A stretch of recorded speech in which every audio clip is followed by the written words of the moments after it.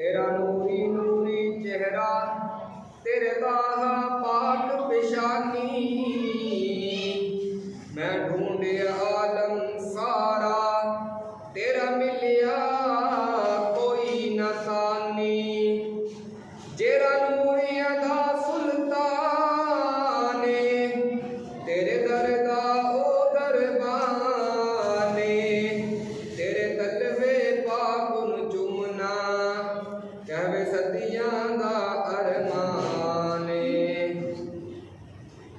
मेरे वाजिबुल इहतराम दोस्तों और मेरे बुजुर्गों, अल्लाह रब्बुल इज्जत का बड़ा करम है और फजल है कि अल्लाह ताला ने हमें जुमातुल मुबारक पढ़ने और पढ़ाने, सुनने और सुनाने की तौफीक बख्शी है।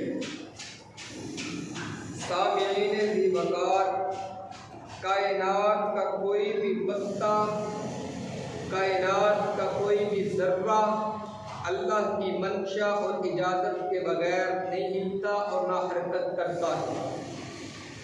अल्लाह ताला ने इस कायनात के अंदर बहुत सी मखलूक़ात को पैदा फरमाया। अल्लाह ने हैवानात को भी पैदा फरमाया, जमालात को भी, नबादात को भी। आप कहेंगे मखलूक तो वो होती है जिसके अंदर जान होती है। हम लोग दरख्त को मखलूक नहीं कहते, हम पत्थरों को मखलूक नहीं कहते। आपको बताता चलूं, जब हम एक दरख्त उगाने का इरादा रखते हैं, हम सबसे पहले उसके बीज को ज़मीन में बोते हैं, फिर वो बीज से एक पौधा निकलता है, फिर वो पौधा एक दरख्त बन जाता है, फिर वो दरख्त की शाखें निकलती हैं, टहनियाँ निकलती हैं, फिर उस दरख्त के फल निकलते हैं। गोया कि हमने लगाया तो बीज था, निकला वहाँ से दरख्त है। दरख्त का यूं बड़ा हो जाना, दरख्त का यूं बुलंदियों पे चले जाना, दरख्त का यूं अपने अंदर फलों को लगा लेना, ये जानदार होने की अलामत है। बज़ाहिर तो दरख्त चलता नहीं है, फिरता नहीं है, बातें नहीं करता, सोता नहीं है, जागता नहीं है, ये हमें लगता है। लेकिन अल्लाह की ज़ात कुरान मजीद के अंदर, हुज़ूर के फरमान के अंदर ये बयान करती है कि ये दरख्त भी मेरी तस्बीह करती है। अगर तुम इसको समझ नहीं सकते, बज़ाहिर तो दरख्त एक बेजान है, लेकिन उसी के अंदर जान भी होती है। ये मखलूक़ात है, अल्लाह ने तमाम मखलूक़ात को पैदा कर दिया। अल्लाह का ये करम रहा हमारे ऊपर, फज़ल रहा हमारे ऊपर। अल्लाह ने शफ़क़त फरमाई कि ना तो हमें दरख्त बनाया, ना हमें पत्थर बनाया, ना हमें ज़मीन बनाई, ना आसमान बनाया। अल्लाह ने हमें हैवानों के अंदर पैदा किया। हैवान वो है जो बोलते भी हैं, हैवान वो है जो चलते भी हैं, हैवान वो है जो सोते भी हैं, हैवान वो है जो उड़ते भी हैं, खाते भी हैं, पीते भी हैं। जिस तरह एक गधा है, कुत्ता है, गाय है, भैंसा है, इसी तरह परिंदों में देखा जाए, परिंदे कौवा है, चीरी है, उकाब है, बाज है, कबूतर है, यूं उसी तरह कई एक परिंदे हैं जो हैवानात में शामिल हैं।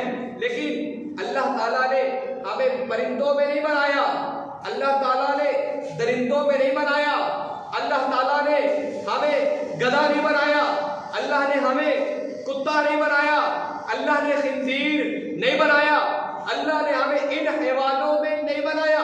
हालांकि ये हैवान वो हैवान है जो चलते भी हैं, उड़ते भी हैं, बैठते भी हैं, लेटते भी हैं, खाते भी हैं, पीते भी हैं, बोलते भी हैं। इसके बावजूद अल्लाह ने हमें इन हैवानों में नहीं बनाया, बल्कि अल्लाह ताला ने फरमाया ये सारी मखलूक़ात एक साइड पे खड़ी हो जाए, इंसान एक साइड पे खड़े हो जाए। ये इंसान तमाम मखलूक़ात पर शर्फियत का बाइस रखती है। अल्लाह ने हमें इंसान बनाकर अशरफुल मखलूक़ात का लक़ब दे दी। ये अल्लाह का कितना बड़ा एहसान है। अल्लाह ने हैवान नहीं बनाया, हालांकि हैवान बोलते भी हैं, सारे काम करते हैं, हैवानों में से अल्लाह ने हैवान नातिक बनाया। हैवान नातिक किसे कहते हैं? जो बोलता भी है और बोलने के बाद समझाता भी है और बात को समझता भी है। ये गधे बोलते हैं, आपको समझ आती है? ये कुत्ते बोलते हैं, समझ आती है?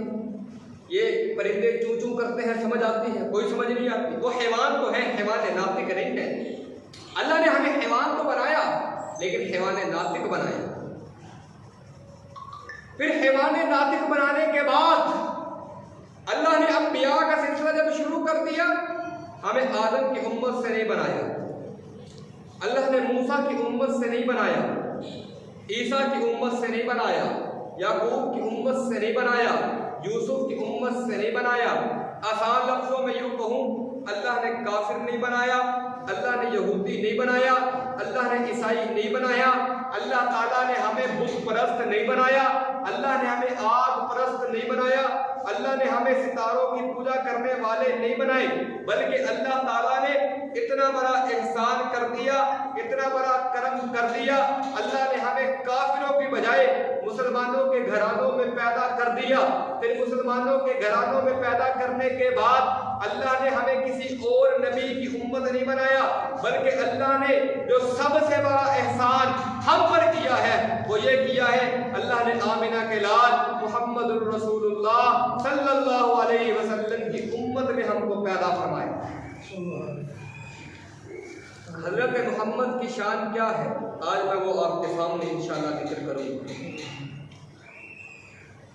अल्लाह के प्यारे हबीब हज़रत मोहम्मद मुस्तफ़ा सल्लल्लाहु अलैहि वसल्लम की शान सबसे आला है। बाकी नबी भी आला है, लेकिन मेरा नबी तो सबसे आला है। मेरे नबी की शान तो मेरे रब ने बयान की है। मेरे नबी की शान तो उस ज़ात ने बयान की है जिस ज़ात ने कायनात को बनाया, जिस ज़ात ने ज़मीन के कोने कोने को बनाया, जिसने फरिश्तों को बनाने के बाद जिन्नों को बनाया, जिन्नों को बनाने के बाद इंसानों को बनाया, फिर इंसानों को बनाने के बाद कई एक मखलूक़ात को बनाया। उस ज़ात ने मेरे मोहम्मद की तारीफ कुरान के अंदर कुछ यूं अल्फाज के अंदर की है, वस्सुहा वल्लैलि इज़ा सजा मा वद्दअका रब्बुका वमा कला।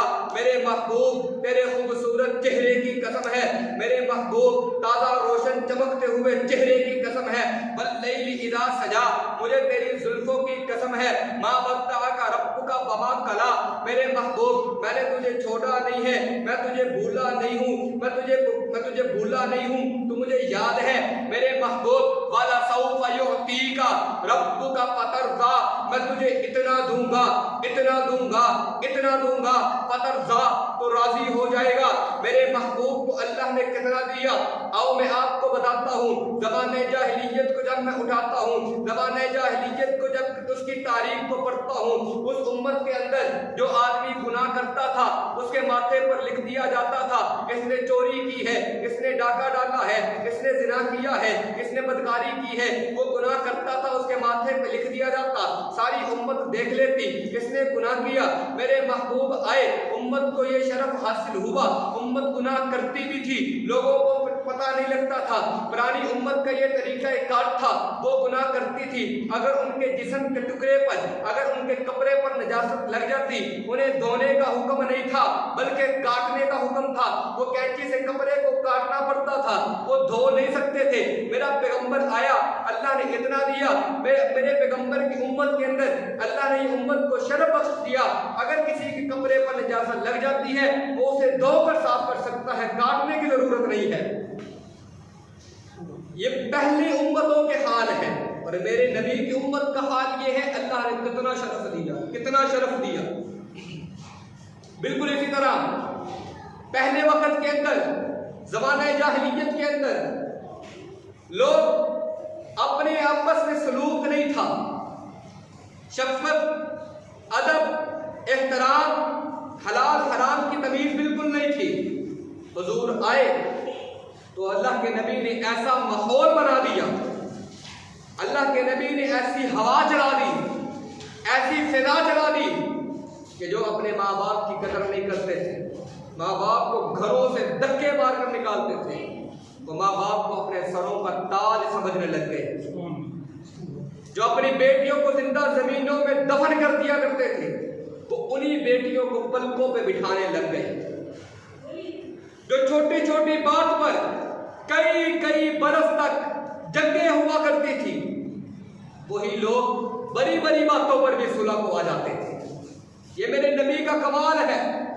हुजूर के अखलाक कैसे हैं, मैं एक छोटी सी झलक आपकी खिदमत की नजर करता हूँ। मेरा नबी अभी नबुव्वत का ऐलान नहीं करते, हुजूर तिजारत करने लगते हैं। तिजारत के अंदर काफी मुनाफा होता है।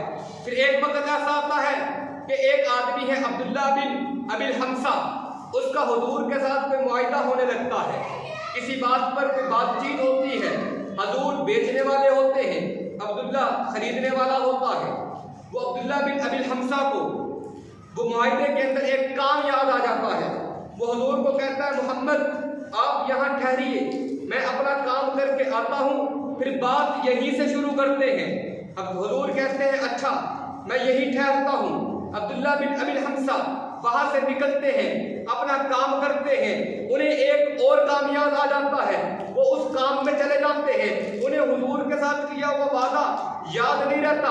एक दिन गुजर जाता है, दूसरा दिन भी गुजर जाता है, तीसरा दिन भी गुजर जाता है। फिर जाकर बात जहन में आती है, मैं तो मोहम्मद बिन अब्दुल्ला के साथ मुआहिदा कर रहा था, मैं तो मोहम्मद बिन अब्दुल्ला के साथ बातचीत कर रहा था, मैं अपनी बात को पूरा करके आता हूँ, मैं मुआहिदा पूरा करके आता हूँ। अब्दुल्ला बिन अबिल हमसा मोहम्मद के घर जाते हैं, जाकर पूछते हैं मोहम्मद कहाँ हैं? घर वाले कहते हैं 3 दिन हो गए हैं, मोहम्मद घर पे नहीं आए हैं। अब्दुल्ला बिन अबिल हमसा वहाँ मक्के की गलियों में हुजूर को ढूंढने निकलते हैं, वहाँ जाते हैं जहाँ मेरे पैगंबर जाया करते थे, लेकिन मोहम्मद कहीं भी नहीं मिलते। अब्दुल्ला बिन अबिल हमसा की जहन में बात आती है, जहन में ख्याल आता है, मैं उस जगह पर जाकर देखता हूँ जहाँ मेरा मुआहिदा हो रहा था, जहाँ मेरी बातचीत हो रही थी। वहां जाकर देखते हैं, उनकी आंखों से आंसू आ जाते हैं, वो हैरान और परेशान रह जाते हैं। मेरा मोहम्मद उसी जगह पर खड़ा है जिस जगह पर मुआहिदा तय हो रहा था। 3 दिन गुजर जाने के बाद मेरा पैगंबर वही है, मेरे पैगंबर ने उसको देखा। अब्दुल्ला बिन अबिल हमसा ने मेरे पैगंबर को देखा। हुजूर के माथे पर सलवट नहीं आती है, हुजूर को गुस्सा नहीं आता है, हुजूर लड़ते नहीं है, हुजूर झगड़ते नहीं है। मेरा पैगंबर कहता है या पता लगा शक्कत तो अलैहा अनहा हुना मुंज़ु सलासुन इंतज़रतुका, ऐ साहिब तूने इतनी देर क्यों कर दी? मैं परेशान हो गया, आपने परेशान कर दिया। 3 दिन हो गए हैं, मैं यहाँ पर खड़ा आपका इंतजार कर रहा हूँ। इसके अलावा मेरे पैगंबर ने अब्दुल्ला बिन अबिल हमसा को कुछ भी नहीं कहा, ना लड़े हैं ना झगड़े हैं। आज मैं और आप किसी बात पर मुआहिदा करने के लिए बैठ जाए, अगर कोई आदमी तीसरे आदमी का इंतजार हो, वो थोड़ा सा लेट हो जाए, हम लड़ते भी हैं, झगड़ते भी हैं, उसे मारते भी हैं। ये मेरे पैगंबर का कमाल है। 3 दिन गुजरे हैं, उसके बावजूद वही जगह पर खड़े हैं जहां अब्दुल्ला बिन अबिल हमसा मेरे पैगंबर को खड़ा करके गए थे। एक सहाबी रसूल है कैस बिन अबामिन, वो फरमाते हैं ज़माने जाहिलियत के अंदर कान रसूलुल्लाह सल्लल्लाहु अलैहि वसल्लम शरीकी फिल जाहिलियती कान खैरुन शरीक ला युदारी वला युमारी। वो कहते हैं ज़माने जाहिलियत के अंदर जब पैगंबर तिजारत किया करते थे, वो मेरे साथी थे, मेरे साथी थे, वो मेरी तिजारत के अंदर शरीक थे। वो कभी भी ऐसा नहीं हुआ कि उन्होंने किसी से लड़ाई की हो, कभी भी ऐसा नहीं हुआ उन्होंने किसी से बहस की हो, कभी भी ऐसा नहीं हुआ उन्होंने किसी से झगड़ा किया हो। ये मेरे पैगंबर की अखलाक है। इन्नका लअला खुलुकिन अज़ीम, जिसको मेरे अल्लाह ने कुरान में कहा इन्नका लअला खुलुकिन अज़ीम। मेरे पैगंबर आपके अखलाक सबसे आला, ये हुजूर के अखलाक है। और आज हमारे अखलाक बिल्कुल हुजूर से उलट हैं। मैं अपने पैगंबर की जब तारीफ और तस्किरा देखता हूँ, मेरे पैगंबर की तारीफ और तस्किरा विलादत से नहीं शुरू होता, विलादत से पहले शुरू हो जाता है। पहले अंबिया जितने आए हैं उनकी तारीफ और तस्किरा विलादत से शुरू होता है। मेरे पैगंबर का तारुफ विलादत से पहले, मैं पीछे चला जाऊं, आलम अरवाह में पहुंचूं, आलम अरवाह के अंदर अल्लाह अंबिया का इज्तिमा कर रहे हैं, जहाँ खिताब करने वाली अल्लाह की ज़ात है और सामिईन अंबिया किराम है, और इस मौजू को चुना है वो मुहम्मदुर रसूलुल्लाह है। ये मेरे पैगंबर की शान है। यूँ समझे जैसे एक जलसा मुनाकिब किया जाता है, सुनने वाले भी आम लोग होते हैं, सुनाने वाला भी आम ही होता है, मौलवी होता है, इंसान होता है, बशर होता है, लेकिन वो क्या शान है, आलम अरवाह के अंदर खिताब करने वाली ज़ात अल्लाह की ज़ात है, सुनने वाले सामिईन अंबिया किराम है, और जिस बात पर जलसा मुनअकिद किया गया है, जिस उन्वान पर जलसा मुनअकिद किया गया है, वो क्या है? वो साकी कौसर शाफी महशर सरवरे कौनैन सल्लल्लाहु अलैहि वसल्लम की ज़ात मुबारक का मुबारक उन्वान है। मेरे दोस्तों, मेरे बुजुर्गों, अल्लाह के नबी की क्या शान है। ये वाक़यात आप सुनते रहते हैं। हज़रत आदम को जब अल्लाह ने ज़मीन में भेज दिया, 300 साल तक उलमा फरमाते हैं, रवायात में मिलता है, अल्लाह की बारगाह में अपने हाथों को उठाते रहे, अल्लाह से माफिया मांगते रहे, अल्लाह मुझे माफ कर दे, खता हो गई, गलती हो गई, साहब हो गया। अल्लाह सुनते थे, जवाब नहीं देते थे। हज़रत आदम कहते हैं, अल्लाह तुझे मोहम्मद रसूलुल्लाह का वास्ता देता हूँ, मुझे माफ कर दे। अल्लाह अलीम बिज़ात सुदूर होने के बावजूद अल्लाह कहते हैं, आदम तुझे किसने बताया, तुझे कैसे पता लगा, तुझे किस चीज ने बताया कि मेरा महबूब आएगा, मेरा पैगंबर आएगा, मेरा नबी आएगा जिसका नाम मोहम्मद होगा। हजरत आदम कहते हैं, अल्लाह जब तूने मुझे पैदा किया था, जब मिट्टी और पानी के दरमियान था, मुझे पैदा करने के बाद अल्लाह आपने मेरे अंदर रूह को डाला, मेरी गर्दन झुकी हुई थी, जब मेरे अंदर रूह को डाला गया, मैंने अपनी गर्दन को ऊपर उठाया, मैंने आसमानों में देखा, मैंने आसमानों के कोने कोने पर लिखा देखा, ला इलाहा इल्लल्लाह मुहम्मदुर रसूलुल्लाह।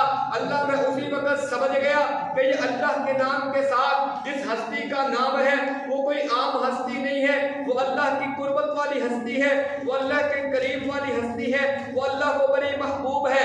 अल्लाह कहते आदम ये बात है तो फिर मेरी बात भी सुन ले, मैं तुझे मोहम्मदुर रसूलुल्लाह की कसम खाकर कहता हूँ, मैं तुझे अपनी रबूबियत की कसम खाकर कहता हूँ, अगर मैंने मोहम्मदुर रसूलुल्लाह को पैदा न करना होता मैं तुझे भी पैदा न करता।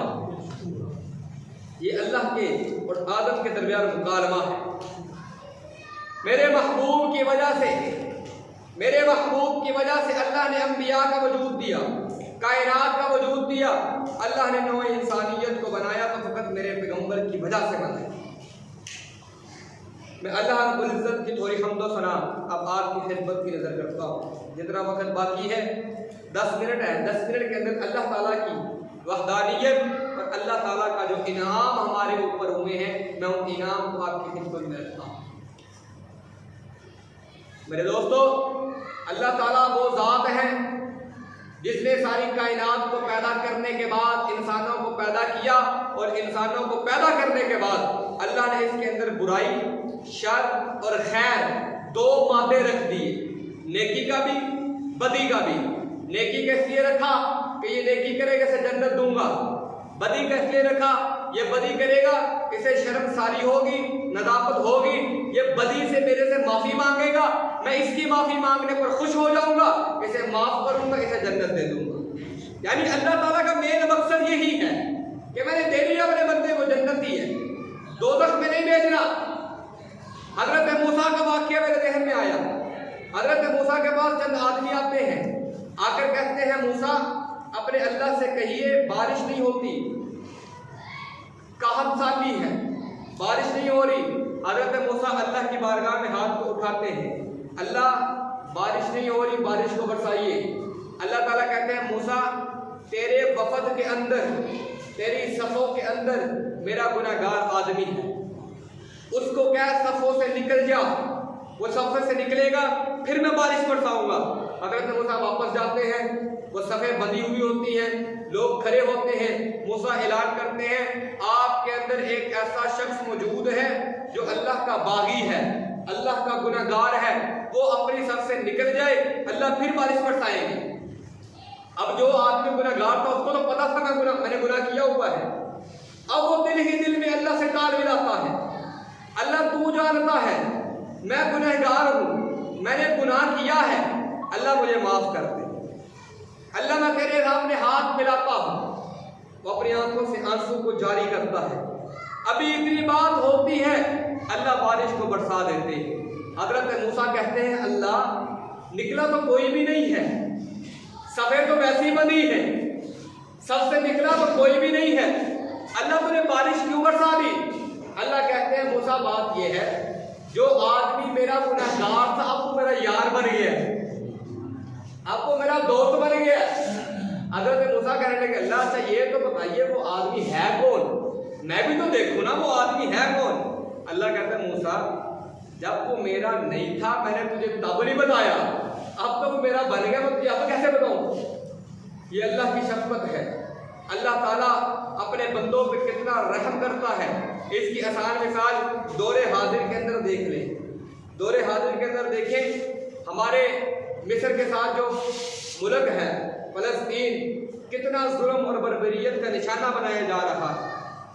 कोई इस्लामी ममालिक ऐसा नहीं है कि जो ऐलान कर सके कि हम इसके साथ हैं, जो उसका साथ दे सके।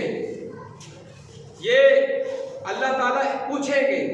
मैंने पहले पिछले जुमे में भी कहा था, वो जो नन्ही जातें कत्ल की जा रही हैं, अल्लाह कुरान में कहता है वइज़ल मौऊदतु सुइलत बिअय्यि ज़ंबिन कुतिलत, जब एक नन्ही जान को जिंदा दरगोर किया जाएगा, बिअय्यि ज़ंबिन कुतिलत, वो क़यामत के दिन पूछेगी अल्लाह मुझे किस गुनाह पर कत्ल किया गया था, कसूर भी कोई नहीं है और किया भी कुछ नहीं है, उसके बावजूद नन्ही बच्ची को कत्ल किया गया है। क्या वो पूछेगी नहीं?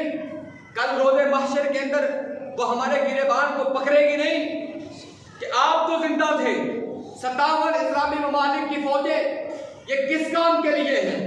मेरे दोस्तों, ये अल्लाह ताला ने अगर मौका दिया है तो जो हम आम लोग हैं, हम अपनी दुआओं में हम उन भाइयों को याद रखें। बाहर क्या अल्लाह ताला कुरान मजीद के अंदर इरशाद फरमाते हैं,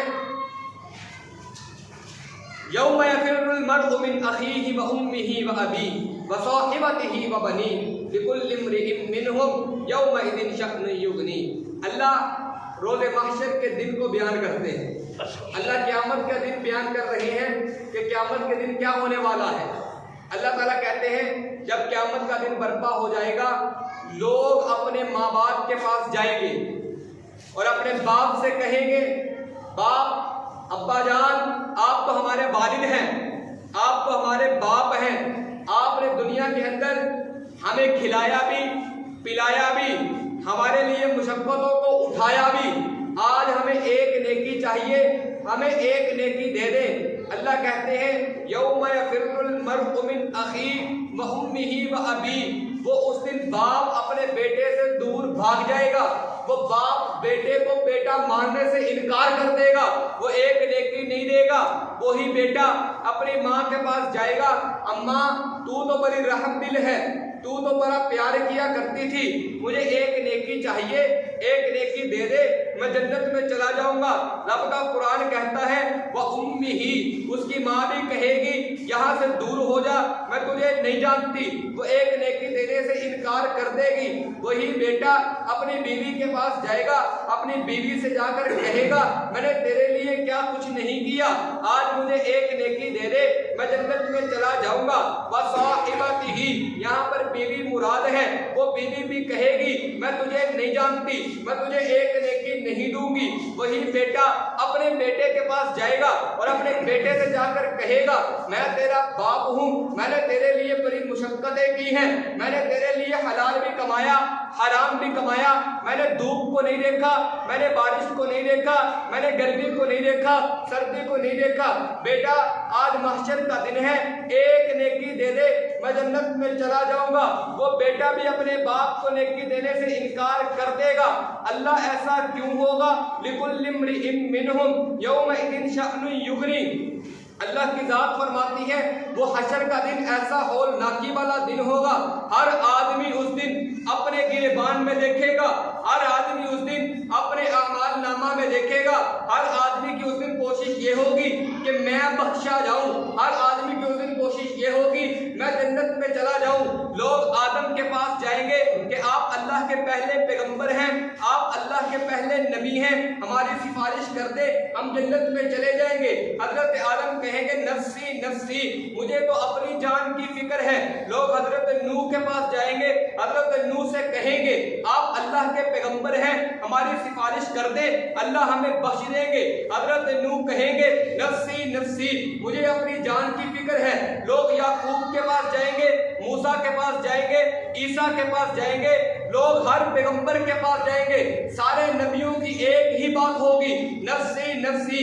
एक पैगंबर कहेगा अगर आज महशर के दिन में, आज हशर के दिन में, आज इस तपते हुए दिन में, आज इस होलनाकी वाले दिन में कोई सिफारिश कर सकता है, वो एक ही हस्ती है, वो आमिना का लाल अब्दुल्ला का दुर्र यतीम है। ये बातें हो रही होगी, एक जगह से आवाज आएगी या रब्बी उम्मती उम्मती। 1.25 लाख अंबिया कहेंगे या रब्बी नफ्सी नफ्सी। एक अकेला नबी कहेगा या रब्बी उम्मती उम्मती। वो नबी कौन होगा मैं आपको बताना चाहता हूँ। आप कितने खुशकिस्मत हैं मैं आपको बताना चाहता हूँ। आप कितने खुश नसीब हैं, ये आपके लिए खुशखबरी है, ये मेरे लिए खुशखबरी है। अल्लाह ने ऐसा पैगंबर दे दिया, अल्लाह ने ऐसा नबी दे दिया जो 1.25 नेज़े पे सूरज होगा, उस वक्त कहेगा अल्लाह मेरी उम्मत को बख्श दे। सारे नबी कहेंगे नफ्सी नफ्सी, कोई नबी भी अपनी उम्मत की सिफारिश नहीं करेगा। मेरा नबी कहेगा या रब्बी उम्मती उम्मती, अल्लाह मेरी उम्मत को बख्श दे। ये अल्लाह का एहसान नहीं तो और क्या है। आज हमने अल्लाह रब्बुल इज्जत के सारे एहसान को बुला दिया है, सारी नेमतों को बुला दिया है। मेरे दोस्तों, आप हॉस्पिटलों में जब जाते हैं, आपको या मुझे जब थोड़ी सी बीमारी होती है, हम जब हॉस्पिटलों में जाते हैं वहाँ कितने ऐसे लोग होते हैं उनको देखकर हमें अपनी बीमारी भूल जाती है। कई ऐसे लोग वहाँ पर होते हैं उनको दिल का मसला होता है, दिल के वाल बंद होते हैं, उनको खाना पीना बंद होता है। कितने ऐसे लोग होते हैं उनको आंखों से नजर नहीं आता, वो कानों से सुन नहीं सकते। अभी कुछ दिन पहले मैंने आपको बताया था कि एक आदमी है, उसका थूक आना बंद हो गया, उसको थूक नहीं आता। उसने अपने साथ पानी वाली बोतल रखी है, जब वो बात करने लगता है पानी रख लेता है मुंह में, फिर वो बात करता है। आज हमारे मुंह में थूक है, हमें इस थूक की कदर नहीं है। आज हम इस थूक को भी ऐसे ही थूक देते हैं। ये अल्लाह की कितनी बड़ी नेमत है, कभी हमने इसका तसव्वुर नहीं किया। ये हमारे बुजुर्ग बैठे हैं, ये बाबा लियाज साहब बैठे हैं, बाबा जाफर साहब बैठे हैं, इनसे पूछें ये कोने में घर है इनका, वहां से मस्जिद में आते हैं तो सांस चढ़ जाता है, नमाज पढ़ाने लगते हैं तो नमाज नहीं पढ़ाई जाती, दिल का मसला है। और बाबा जी ने पता नहीं कितने महीने हो गए रोटी नहीं खाई। ये मैं इसलिए आपको बता रहा हूं कि ये अल्लाह की नेमतें हैं। हम कितना कुछ खाते हैं, कितना कुछ पीते हैं। जिन्होंने 2-2, 3-3 महीने रोटी का मुंह नहीं देखा, चख कर नहीं खाई, वो अल्लाह की नेमत से महरूम है। ये अल्लाह ताला का कितना बड़ा एहसान था कि अल्लाह ताला ने हम पर करम किया। हम जो खाते हैं निकलता नहीं है। पीर जुल्फ़िकार अहमद नक्शबंदी साहब की किताब है खुतबात फकीर, उसके अंदर लिखा है कि पीर साहब का एक फोन आया, अमेरिका के अंदर से एक डॉक्टर का फोन आया। वो डॉक्टर साहब कहने लगे कि पीर साहब मैं बैठकर सोता हूँ, मैं लेटकर सो नहीं सकता। पीर साहब ने वजह पूछी, वो कहने लगा मेरे मैदे के ऊपर एक हर किसी के मैदे के ऊपर होता है, एक वाल होता है मैदे के ऊपर। वो जिस वक्त हम खाना खा रहे होते हैं वो वाल खुल जाता है, खाना मैदे के अंदर जाना शुरू हो जाता है। जब हम खाना खाना बंद कर देते हैं वो वाल भी बंद हो जाता है। तो डॉक्टर दादा वो ज्यादा इसको जानते हैं। वो कहने लगा कि मेरा ये वाल खराब हो गया, मैं जब खाना खाता हूँ तब भी खुला होता है, जब नहीं खाता तब भी खुला होता है। जब मैं खाना खाकर अगर लेटता हूँ वो सारा कुछ बाहर मुंह से निकल जाता है, मुझे उल्टी आ जाती है। आज हमारे मैदे के अंदर जो वाल है वो हमारे लिए कितनी बड़ी नेमत है, कभी हमने सोचे नहीं। यहाँ पर एक बात याद आई है, एक किताब के अंदर लिखा था एक बहुत बड़ा बादशाह था, उसका पेशाब आना बंद हो गया, उसको पेशाब बनाए पर ही उसको तकलीफ पहुंची। एक आदमी था, अल्लाह ने उसको भेजा फरिश्ते के तौर पर, फरिश्ता आदमी बनाकर भेजा कि जाओ बादशाह के पास चले जाओ। बादशाह जा कहने लगा बादशाह सलामत, मैं आपका इलाज कर सकता हूँ, बताओ इसके बदले में मुझे क्या दोगे? बादशाह कहने लगा मैं तुम्हें आधी सल्तनत दे दूंगा, मेरा ये पेशाब जो बंद हुआ है इसे खोल दो, मुझे ये तकलीफ बर्दाश्त नहीं है। उसने दम किया, इलाज किया, उसका पेशाब खुल गया। अब पेशाब बंद नहीं हो रहा। बादशाह को फिर तकलीफ शुरू हुई। बादशाह कहने लगा खुदा के बंदे मेरा पेशाब बंद कर दे। कहते इसके बदले में क्या दोगे? बादशाह कहने लगा तेरी आधी बच्चियों भी दे दिया। उसने उसका ठीक कर दिया। फिर उसने वहां पर एक जुमला कहा कि बादशाह तू बादशाह है, तेरी सारी सल्तनत एक पेशाब के कतरे के बराबर है।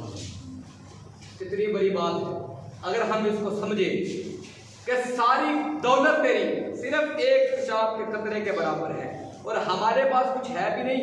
हमारा गुरूर देखे, हमारा तकब्बुर देखे, हमारी अना देखे, हम बंदे को बंदे ही नहीं समझते। इसलिए मेरे भाइयों, अल्लाह ताला की नेमतों का शुक्र अदा करना चाहिए। अल्लाह ताला ने कितनी, मेरे पैगंबर पर अल्लाह ने कितनी नेमतें की थी। अल्लाह ने हुजूर को कह रखा था पैगंबर आप जन्नती हैं, आपका ठिकाना जन्नत में है। उसके बावजूद हुजूर रातों को सजदों को लंबा क्यों करते थे? अल्लाह के नबी कहते थे मैं अल्लाह की नेमतों का शुक्र ना अदा करूं। तो मेरे दोस्तों, मेरे बुजुर्गों, अल्लाह ताला की नेमत का जितना शुक्र अदा किया जाए उतना शुक्र अदा करना चाहिए। ये अल्लाह ताला का करम है, फजल है। अल्लाह ने हमें जिंदा रखा हुआ है, इतने गुनाहों के बावजूद भी अल्लाह ने हमें हयात दी है, इस पर अल्लाह का शुक्र करें। और दूसरी बात यह है उन भाइयों के लिए इनफरादी भी इज्तिमाई भी रो रो कर दुआएं करें, अल्लाह उनकी मदद फरमाए। आज उनके साथ बहुत बड़ा हादसा पेश आ रहा है, सानिया पेश आ रहा है। उनके वो जो घर थे वो बेघर हुए हैं, यहाँ तक कि उनके अस्पतालों को भी बमबारी के साथ खत्म कर दिया गया है। मस्जिदों के अंदर अजान नहीं दे सकते, मस्जिदें शहीद कर देते हैं। आज हम यहाँ पर बैठे हैं, हम पंखे के नीचे बैठे हैं, छत के नीचे बैठे हैं, अपने वालिदैन के पास होते हैं, अपने बीवी बच्चों के पास होते हैं। जो आज आपने देखा है कोई कल परसों मौलाना तारज में साहब का बेटा फौत हुआ है, अल्लाह ताला उनकी भी कब्र पर प्रोग्राम में नजर फरमाए। लेकिन समझाना ये चाह रहा, मौलाना साहब का बेटा फौत हुआ है तो मौलाना साहब को कितना दुख हुआ है। वो बयान के अंदर, जनाजे के अंदर रो रहे हैं, बाद में खत्म रखा है, खत्म के अंदर रो रहे हैं, बात करते हैं, बात के अंदर रो रहे हैं। एक बेटा फौत हुआ है, लेकिन बेटे का दुख एक बाप ही समझ सकता है। जिनके हजारों बेटे फौत हो गए, हजारों बेटियां जिंदा दरगोर हुई हैं, जिनके माँ बाप की लाशें नहीं मिल रही, उनके जिस्म के टुकड़े टुकड़े हो गए हैं, उनको क्या तकलीफ हो रही होगी, उनको क्या दुख पहुंचा होगा। मेरे भाइयों, एक तो उनके लिए दुआएं करें, दूसरा ये अहद कर लें कि इसराइल की मसनूआत से बाइकाट करना है। इस बात पर पहले भी बात हुई थी, लोग ने तवज्जो नहीं की। आखिरी बात है, इसराइल की मसनूआत से बाइकाट कर ले, कुछ नहीं होगा। कोक है, कोक के बजाय गोलमेट की बोतल पी लें, बोतल ही पीनी है ना। मेरे भाइयों, कोशिश करें कि इसराइल की जितनी मसनूआत है उससे बाइकाट करें। कम अज़ कम हमारी जो गैरत है, हमारा जो ईमानी तकाज़ा है, वो तो हम अल्लाह ताला को दिखा सकें कि अल्लाह हम जो कर सकते थे हमने किया है। अल्लाह से दुआ है अल्लाह ताला अमल करने की तौफीक देता है।